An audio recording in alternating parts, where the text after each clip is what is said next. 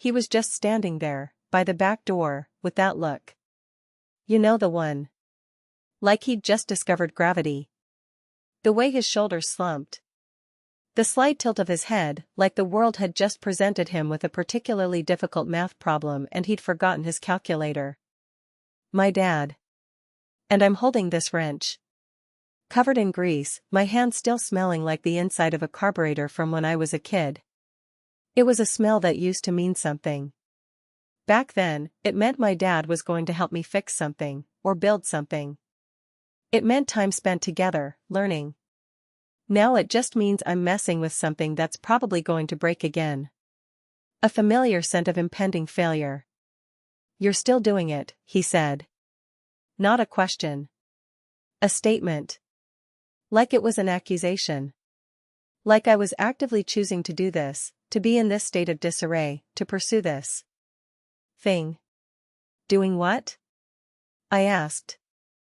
I wiped my hands on a rag that was definitely not clean. It was a grayish-black smear of accumulated grime, the kind that never truly comes out in the wash. A badge of dishonor or a medal of persistence, depending on your perspective. Probably the former, from his point of view. This. All of it. This. Tinkering. He waved a hand vaguely, encompassing the garage. The half-disassembled engine on the workbench, the general state of organized chaos that was my life's work. The shelves overflowing with salvaged parts, the assorted tools hanging on pegboards, the general air of dust and ambition. The faint, metallic tang of old machinery mixed with the lingering exhaust fumes from some forgotten project. Mind you, this garage had seen better days. And worse. It's not just tinkering, I said. My voice got a little tighter than I wanted. A subtle shift in pitch, a slight clench in my jaw. It's trying. Trying to make something work. Trying to understand the intricate dance of metal and fuel and spark. Trying to coax life back into something that had been declared dead. He just shook his head. Slow. Like he was watching a train wreck in super slow motion. Not a dramatic crash, but a gradual, inevitable derailment. Each turn of his head a tiny, agonizing decrement. You need to stop, he said. And I swear, the air got heavy. Like right before a storm. The static electricity prickling your skin, the distant rumble you can't quite place. Or like when you swallow something wrong and it gets stuck in your throat. That tight, constricting feeling, the panic that starts to bubble up. A physical manifestation of his disapproval. Stop what? I repeated, even though I knew. The words felt hollow in my mouth, a ritualistic denial. Stop trying altogether, he said. His voice was low. That was the worst part. Not shouting. Not an outburst of anger. Just quiet resignation. A weariness that seeped into every syllable. It's not going to work. It never has. He drew the words out. Each one a tiny hammer blow against the fragile edifice of my efforts. He didn't even look at the engine.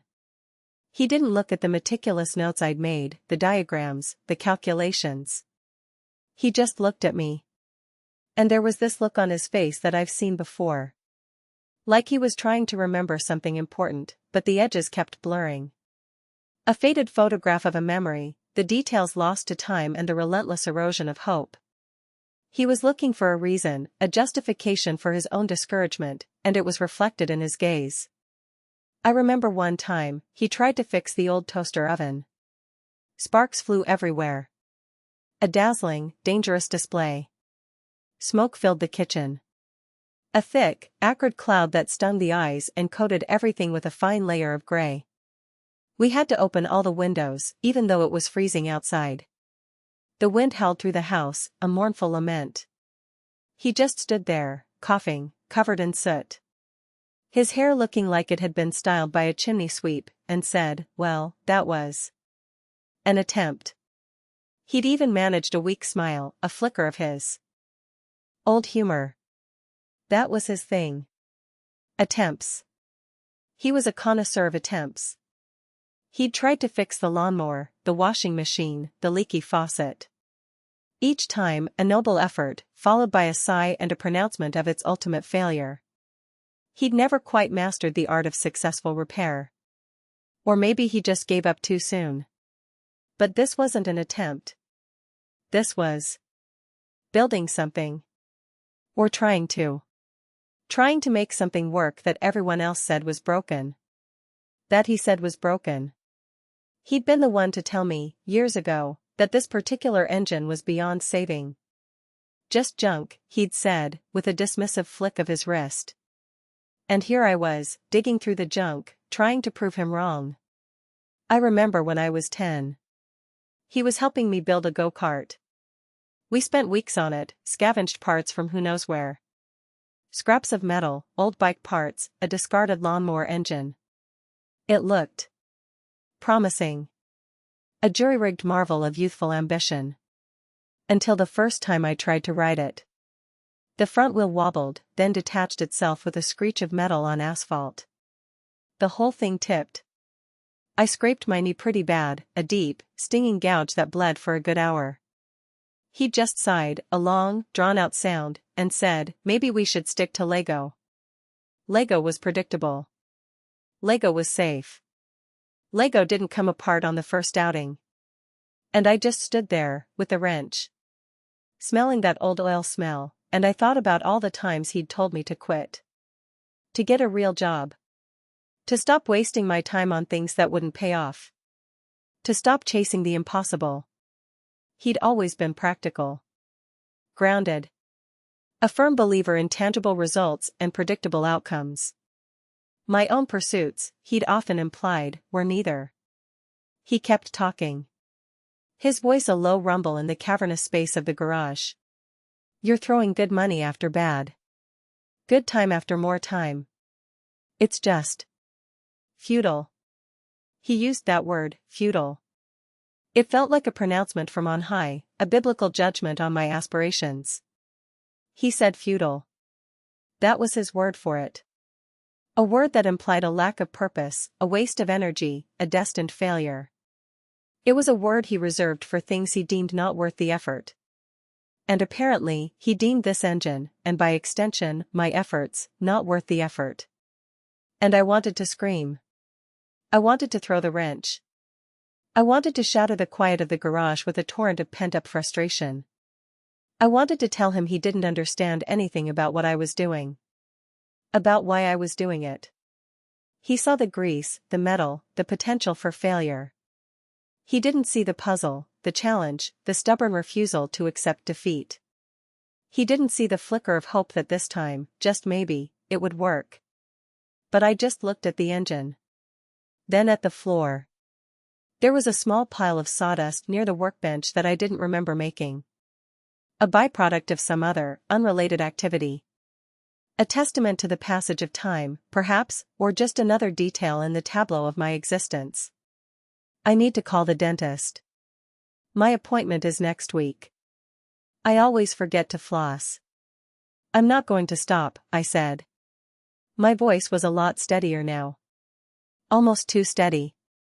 A calm that felt manufactured, a veneer of control over the churning beneath. He just nodded. Again. That slow, defeated nod. The kind that says, "I've said my piece, and I know you won't listen." "All right," he said. He turned and walked out. The door clicked shut behind him. A sharp, definitive sound. Like a lock snapping into place. And I was left there. Alone. With the smell of old oil and the sound of that click. The echo of his departure resonating in the sudden silence. It was Friday. Or maybe Saturday. One of the days where the light slants funny through the garage window. Casting long, distorted shadows that played tricks on the eyes. The kind of day where time seems to stretch and warp. Mind you, he'd been saying variations of this for years. The stop trying speech. It was a recurring motif in our relationship, a familiar melody of parental concern and youthful defiance. But this time it felt different. More final. Like he wasn't just asking anymore. He was laying down a verdict. A judgment passed on my life's direction. Anyway, I picked up the wrench again. And I went back to work. The engine was still there. Waiting. Taunting me with its silence. I tightened a bolt. Then another. Then I noticed the picture frame on the shelf. It was crooked. I'd meant to straighten it for months. A small, insignificant detail in the grand scheme of things. It had probably been like that for weeks, or maybe even months. Just another thing I hadn't gotten around to. I reached up and nudged it into alignment. It was a picture of me as a kid, with my dad. We were at the beach. He was throwing me up in the air. We were both laughing. He looked younger then. Happier. Before the weariness had settled in so deeply. So yeah. That was it. I was hungry. Really hungry. Like I hadn't eaten in days, even though I'd had breakfast. A weird, gnawing hunger that felt like it was coming from my bones. A hunger for something more than just sustenance. A hunger for success, perhaps. For validation. For proof that I wasn't wasting my life. He was right, in a way. It was futile. The odds were stacked against me. The probability of success was minuscule. But that didn't mean I was going to stop. Not yet. There was a stubbornness in me that refused to be extinguished, even by the weight of his discouragement. I felt a small vibration in my pocket. My phone. I pulled it out. A text. From this woman I'd met last week at that coding meetup. Her name was Sarah. She was asking if I wanted to grab a drink. Her name was Sarah. She had a bright smile and an even brighter mind. We'd talked about algorithms and AI until the meetup was practically over. And then some. The screen was a little smudged. I wiped it on my jeans. I looked at the engine. Then at the phone. The phone screen was bright, almost aggressive. A beacon of potential distraction. A pathway to a different kind of engagement. A world where things might actually work, where problems were solvable with logic and a few lines of code. I put the phone back in my pocket. And I kept working. The engine block felt warm under my hand. It had a steady, rhythmic pulse. Or maybe that was just my own hand, my own heart, beating in time with the mechanical possibilities. The metal was cool to the touch, but there was a latent heat within it. A memory of combustion, of power. I remember the smell of that old mechanic shop I used to hang out at as a teenager. It smelled like burnt rubber and stale coffee. And possibility. The air was thick with the scent of grease and oil, but beneath it, there was something else. A sense of latent power, of machines waiting to be unleashed. The mechanics there, burly men with calloused hands, could coax life out of anything. They were magicians of the internal combustion engine. And I thought about that. Possibility. Even when it's wrapped in futility. The inherent potential for something great, even when the odds are overwhelmingly against it. The belief that maybe, just maybe, this time will be different. Then I heard it. A faint buzzing. Coming from somewhere near the back wall. Not sure what it was. Could have been a bee. Or just the old fluorescent lights, their ancient electrical hum a constant companion. Or maybe it was just the sound of my own thoughts, amplified by the silence. A fly, perhaps, trapped between the panes of the window. Whatever. I tightened another bolt. The wrench felt solid in my grip. A familiar weight. The engine was still there. Unmoved. Unfinished. And I was still here. Working. The smell of old oil filling my lungs. The quiet hum of the garage my only company. The low thrum of possibility in the air, even if it was just in my own head. I needed to buy some new rags. These were beyond saving. And a better quality degreaser. This stuff was practically water. He had walked out the door. That was that. A definitive exit. But the engine remained. And so did I, standing there, amidst the organized chaos. The smell of grease, the quiet hum of the fluorescent lights, and the lingering scent of possibility. The click of the door was still faintly in my ears. The heavy air still pressed in. But the wrench was in my hand. And the engine was waiting. It always was. That's what these things did. They waited. For the next attempt. For the next try. For the next person who refused to believe they were truly broken. The light through the window was starting to fade. The shadows were getting longer, deeper. The dust motes danced in the last rays of sunlight. I could hear cars passing on the street outside, their sounds muffled by the garage walls. The distant barking of a dog. The world outside was going on, unconcerned with my struggles, my attempts, my futility. It was just going on. And I was here. With the engine. And the smell. And the wrench. And the slow, steady pulse that I felt, or imagined I felt, in the metal. The day was winding down. But the work wasn't. Not yet. I needed to check the spark plug gap. That was next. The instructions were pretty clear on that. A precise measurement. Another variable in the equation. Another thing to get right. Or to get wrong. That was the nature of it, I supposed. The constant swing between the two. A pendulum of potential. I remember the feel of the steering wheel in my hands when I first got my license. The smooth, worn leather. The way it felt so solid, so real. Like I was in control of something. Of this whole massive, confusing world. This engine felt like that, in a way. A smaller, more contained version of that control. A puzzle I could solve. A machine I could understand. Even if it was a broken one. Especially if it was a broken one. That was the point, wasn't it? To fix the broken things. To make them work again. To prove that nothing was truly beyond repair. Even if my dad thought it was. Even if everyone else thought it was. It didn't matter. Not to me. Not in this moment. Not with the wrench in my hand and the smell of oil in the air.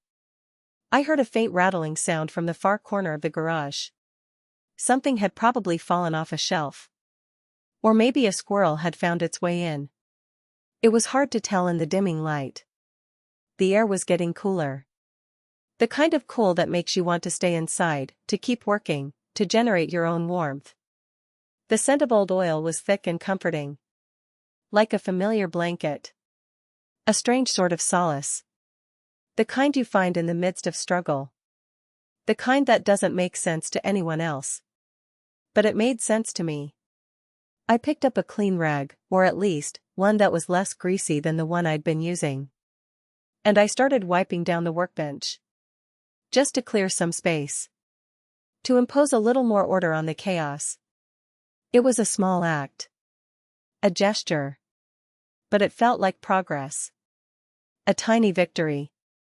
The wood underneath was smooth, scarred with the marks of countless projects, countless efforts. Each scratch, each stain, a testament to something that had been attempted. Something that had been done. My stomach rumbled again.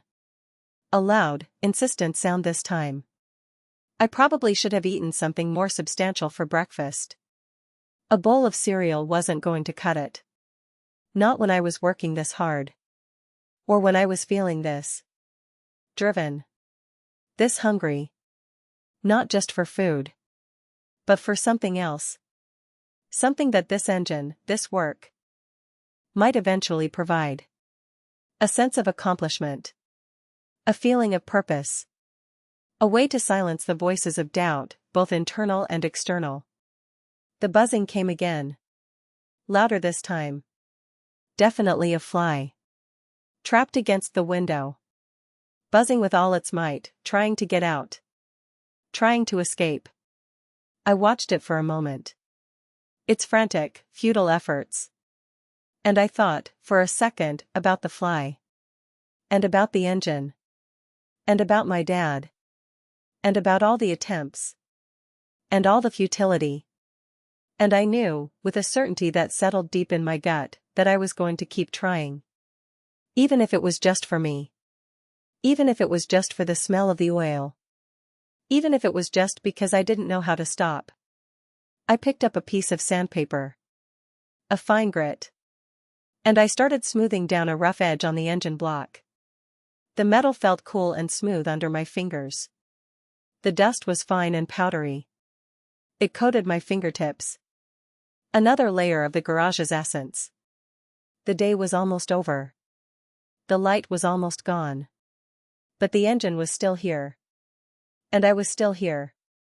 And the wrench was still in my hand. And the smell was still in the air. And the buzzing of the fly was still a faint, persistent sound.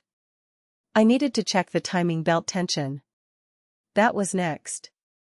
A crucial step. A delicate balance. A precise adjustment. That was the way of these things. Always another step. Always another adjustment. Always another attempt. I could hear the faint sound of the TV coming from the house. My mom was probably watching her show. My dad was probably sitting there, reading the paper. Or just sitting. Waiting. For something. For me, maybe. Or maybe just for the day to end. I heard the faint click of the garage door opener from the house. Someone was coming. Or going. It was hard to tell. The sound was muffled. But it meant that the outside world was still moving. Still functioning. Still existing, independent of my struggles in this greasy, oil-scented sanctuary. I didn't look up. I just kept working. The sandpaper whispering against the metal. The engine block humming, or maybe that was just my own pulse. The air was still heavy. Still full of that unspoken conversation. But it was a conversation that had already happened. And now, it was time for the work. The real work. The quiet, persistent, futility-tinged work. I could smell dinner cooking. Something with onions. Good. I was really hungry. The fly was still buzzing. The light was almost gone. It was getting dark. Time to turn on the lights. And keep going. Because that's what you did. You kept going. Until you couldn't. Or until something changed. One of the two. And I wasn't quite at either of those points yet. Not by a long shot. I tightened another bolt. It felt good. A solid connection. A tiny victory. I needed to buy more bolts. These were getting worn. And I needed to clean out that old coffee can. It was full of mystery metal bits. A treasure trove for another day. Or another attempt. Whatever. I kept working. The engine was still waiting. And I was still here.